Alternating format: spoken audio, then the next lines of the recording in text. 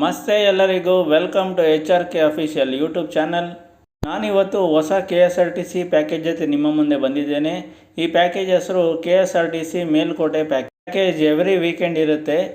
ಈ ಪ್ಯಾಕೇಜು ಮೇ 31, 2025ರಲ್ಲಿ ಶುರುವಾಯಿತು. ಪ್ಯಾಕೇಜ್ನ ticket price ಬಂದು ದೊಡ್ಡವ್ರಿಗೆ 670 ರೂಪಾಯಿ, ಚಿಕ್ಕವ್ರಿಗೆ 500 ರೂಪಾಯಿ ಇರುತ್ತೆ. ಎರಡು ಕಡೆ ಪಿಕಪ್ ಪಾಯಿಂಟ್ ಇರುತ್ತೆ. ಒಂದು ಬಂದು ಸ್ಯಾಟಿಲೈಟ್ ಬಸ್ ನಿಲ್ದಾಣ, ಎರಡನೇದು ಕೆಂಗೇರಿ TTMC ಬಸ್ ನಿಲ್ದಾಣ. ಬನ್ನಿ ಯಾವೆಲ್ಲ ಪ್ಲೇಸಸ್ ಕವರ್ ಆಗುತ್ತೆ ನೋಡೋಣ. ಸಂತೋಷ್ ಅಂತೇಳಿ ಮೇಲ್ಕೋಟೆ ಪ್ಯಾಕೇಜು ನಾವು ಇವಾಗ 1 ಮಂತ್ ಆಗಿ ಮಾಡಿ, ಅದರಿಂದ ತುಂಬ ಪ್ಯಾಕೇಜ್ ಚೆನ್ನಾಗಿದೆ. ಎಲ್ಲರೂ ನೋಡ್ಬೋದು. ಫಸ್ಟು ನಾವು ಬೆಂಗಳೂರು 6:30 ಬಿಡ್ತೀವಿ ಬೆಳಗ್ಗೆ ಮಾರ್ನಿಂಗು. ಅಲ್ಲಿಂದ ಫಸ್ಟ್ ಬಂದುಬಿಟ್ಟು ನಾವು ಬಿಡಿದ 30 ಇರ್ತೀವಿ ರಾಮನಗರ ಎಕ್ಸಿಟಲ್ಲಿ. ಅದನ್ನು ರಾಮನಗರ ಎಕ್ಸಿಟಲ್ಲಿ ಮುಗಿಸ್ಕೊಂಡ್ಬಿಟ್ಟು ಫಸ್ಟು ನಿಮಿಷಾಂಬ ಟೆಂಪಲ್ ಹೋಗ್ತೀವಿ, ಶ್ರೀರಂಗಪಟ್ಟಣ. ಮೊದಲನೇ ದೇವಸ್ಥಾನ ನಿಮಿಷಾಂಬ ದೇವಸ್ಥಾನ. ಈ ದೇವಾಲಯವು ಕಾವೇರಿ ನದಿಯ ತೀರದಲ್ಲಿದೆ. ಇಲ್ಲಿ ಸ್ನಾನ ಮಾಡಿ ದೇವಿಗೆ ಪೂಜೆ ಸಲ್ಲಿಸಿದರೆ ಪಾಪಗಳು ನಿವಾರಣೆಯಾಗುತ್ತವೆ ಎನ್ನುವುದು ಜನರ ನಂಬಿಕೆ. ಅಧಿಕ ಶಕ್ತಿಶಾಲಿಯಾದ ಶ್ರೀಚಕ್ರದ ಮೇಲೆ ಆಸೀನರಾಗಿರುವಂಥ ದೇವಿನ ಒಮ್ಮೆ ನೋಡಿದರೆ ಸಾಕು, ಬದುಕಿನಲ್ಲಿನ ಎಲ್ಲ ಕಷ್ಟಗಳು ದೂರ ಆಗಿ ಮನಸ್ಸಿಗೆ ಶಾಂತಿ, ನೆಮ್ಮದಿ ಪ್ರಾಪ್ತಿ ಆಗುತ್ತದೆ ಎಂದು ಎಲ್ಲರೂ ನಂಬುತ್ತಾರೆ.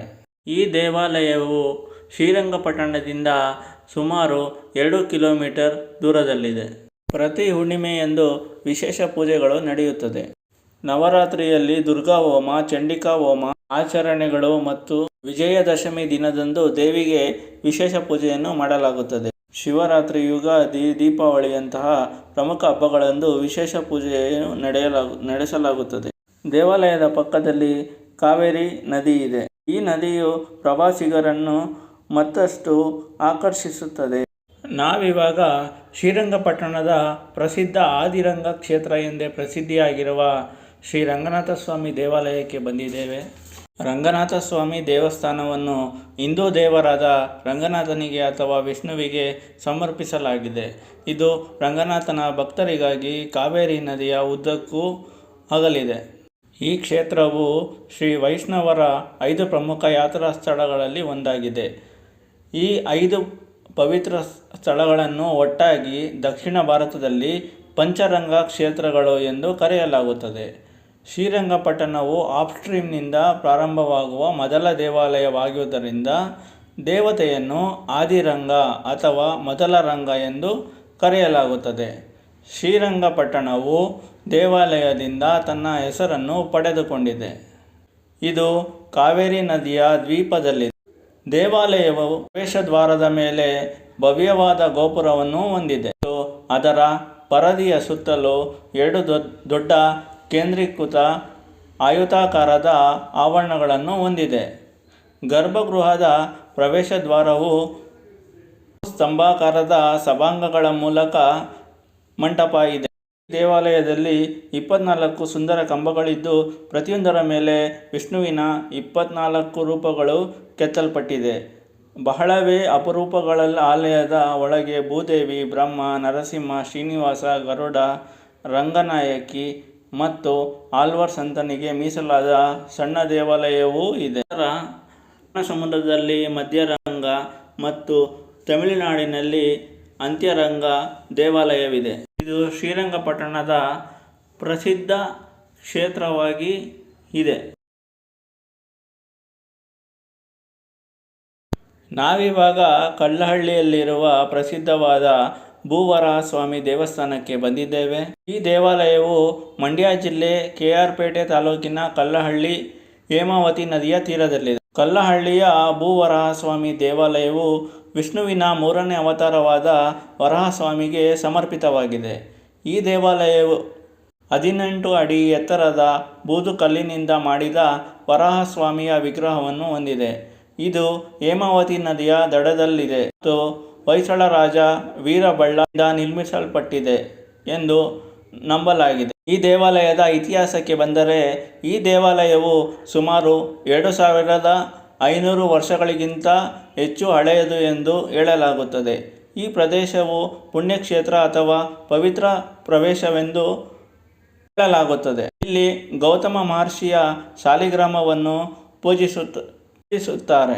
ನಾವು ಇಂದು ನೋಡುತ್ತಿರುವ ದೇವಾಲಯವು ರಾಜ ವೀರಬಳ್ಳಾಳ್ ಮೂರು ಕಟ್ಟಿದ ಅವಶೇಷಗಳು. ಇಂದಿಗೂ ಸಹ ದೇವಸ್ಥಾನದ ಮುಂದೆ ಮತ್ತು ದೇವಸ್ಥಾನದ ಮೇಲೆ ಶಾಸನಗಳಿದ್ದು ಈ ಸ್ಥಳದ ಕಥೆಯನ್ನು ನಮಗೆ ಹೇಳುತ್ತದೆ. ಈ ದೇವಾಲಯವನ್ನು ಬೂದು ಕಲ್ಲುಗಳನ್ನು ಬಳಸಿ ಆಯತಾಕಾರದಲ್ಲಿ ನಿರ್ಮಿಸಲಾಗಿದೆ. ಹೊರಗಿನಿಂದ ಸರಳವಾಗಿ ಕಾಣುತ್ತದೆ, ಆದರೆ ಒಳಗಿರುವ ವಿಗ್ರಹವು ಅದ್ಭುತವಾಗಿದೆ. ಈ ದೇವಾಲಯದಲ್ಲಿ ಇಟ್ಟಿಗೆ ಪೂಜೆ ಮಾಡುವುದರಿಂದ ಮನೆ ಕಟ್ಟುವ ಕನಸು ನನಸಾಗುತ್ತದೆ ಎಂದು ಜನರ ನಂಬಿಕೆಯಾಗಿದೆ.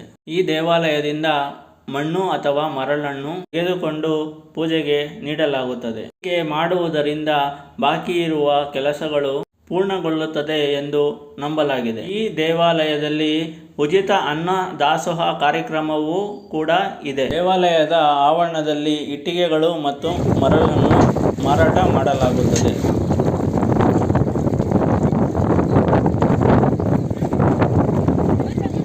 ನಾವಿವಾಗ ಮೇಲುಕೋಟೆಯಲ್ಲಿರುವ ಪ್ರಸಿದ್ಧವಾದ ಚಲುವನಾರಾಯಣ ಸ್ವಾಮಿ ದೇವಸ್ಥಾನಕ್ಕೆ ಬಂದಿದ್ದೀವಿ. ಮೇಲುಕೋಟೆ ಚಲುವನಾರಾಯಣ ಸ್ವಾಮಿ ದೇವಸ್ಥಾನ ಮೇಲುಕೋಟೆಯಲ್ಲಿರುವ ಪ್ರಸಿದ್ಧವಾದ ಕ್ಷೇತ್ರ. ಇಲ್ಲಿನ ದೇವರು ಚಲುವನಾರಾಯಣ ಸ್ವಾಮಿ ಅಥವಾ ತಿರುನಾರಾಯಣ್ ಎಂಬ ಹೆಸರಿನಿಂದ. ಈ ದೇವಸ್ಥಾನದ ಇತಿಹಾಸಕ್ಕೆ ಬಂದರೆ ಈ ದೇವಾಲಯವು ಸುಮಾರು 1000 ವರ್ಷ ಹಳೆಯದು.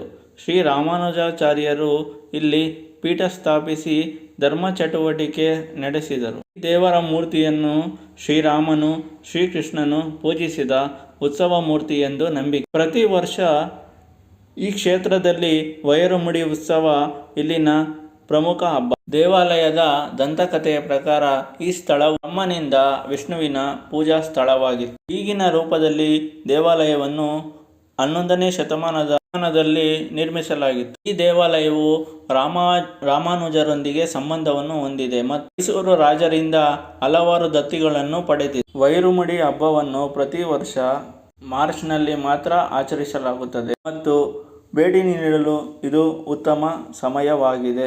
ಇಲ್ಲಿ ಪ್ರಸಾದ ವಿತರಣೆಯೂ ಕೂಡ ಇದೆ. ನಾವೀಗ ಚಲುವನಾರಾಯಣ ಸ್ವಾಮಿ ದರ್ಶನವನ್ನು ಪಡೆದು ರಾಯಗೋಪುರದ ಕಡೆಗೆ ಹೊರಟಿದ್ದೇವೆ. ಬನ್ನಿ, ಹೇಗಿದೆ ರಾಯಗೋಪುರ ನೋಡೋಣ. ನೋಡಿ, ನಾವೀಗ ರಾಯಗೋಪುರಕ್ಕೆ ಬಂದಿದ್ದೇವೆ.